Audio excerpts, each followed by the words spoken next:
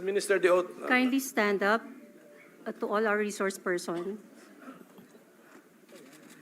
Kindly raise your right hand. Do you solemnly swear to tell the truth, the whole truth, and nothing but the truth in this proceeding? For the record, Mr. Chair, everyone answered in affirmative. Thank you. Maraming salamat po sa inyo lahat. Okay, Committee Secretary, may mga tanong din kami. Sino ang ating inimbitahan na hindi naman pumunta ngayong umaga? We invited retired Colonel Royina Garma. She sent a request to allow her to avail of the granted medical leave furlough approved by the Honorable Quad Committee.